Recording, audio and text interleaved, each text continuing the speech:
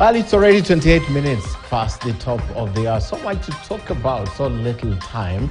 But let's take you to Parliament now, where the nominated Senator Gloria Orwoba has been suspended for 6 months by the Senate after the House adopted recommendations made by the Powers and Privileges Committee, chaired by the Senate Speaker, Amason Jeffer Kingi. Now, Orwoba was accused of making unsubstantiated allegations of sexual favors by some parliamentary officials. Now, she was also accused for alleging that there was discrimination in Parliament by posting various messages on the Senate Business WhatsApp group. Now, this could likely lead to her losing the seat if she misses 8 consecutive sittings due to this suspension.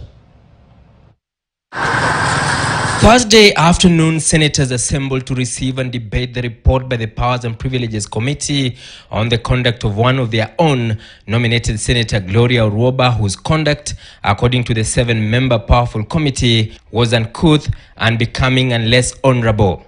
Orwoba had on several occasions on the Senate Business WhatsApp group, the Senate on Thursday, 27 July 2023, called for the impeachment of the clerk of the Senate, Jeremiah Nyegenye, for harassment. She then followed her posts with hashtags Team Glow, hashtag Impeach Nyegenye, hashtag No Sex for Work, among others. The senator also claimed authorities had been running an office in her name for over 8 months at the Red Cross building near Parliament buildings without her knowledge. Orwoba also claimed favoritism and discrimination and alleged corruption in Parliament.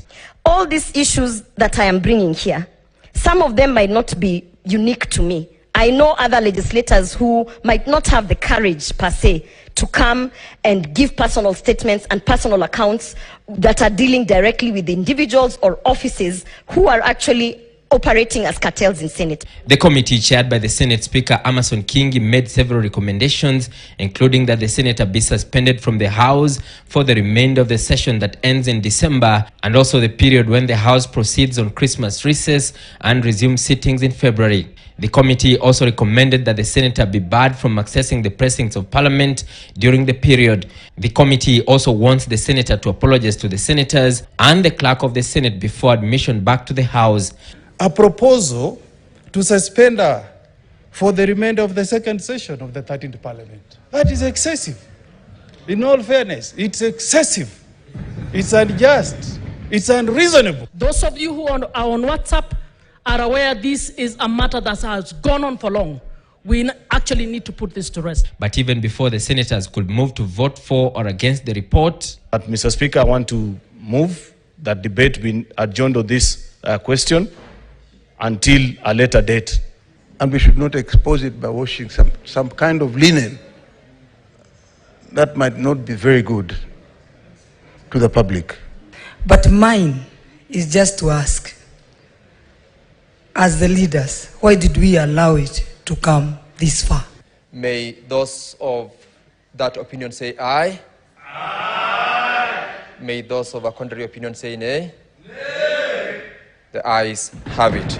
Orwoba's fate now hangs on a thin thread as the House leadership retreats to consider her conduct internally. This is really my last attempt at getting the justice and being allowed to persecute my duties as a legislator. Article 103 of the Constitution on vacation of office of members of Parliament states that an MP loses his or her seat if they lose 8 consecutive sittings.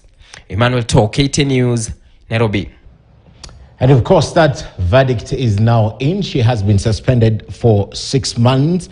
And according to that article, if a member of Parliament misses 8 consecutive sittings, which means today, tomorrow, 8 times, then they stand expelled from Parliament. She's likely to lose her seat in that 6 months because she's not supposed to go to the Senate. Moving on, one person was killed and several houses torched during a suspected terror attack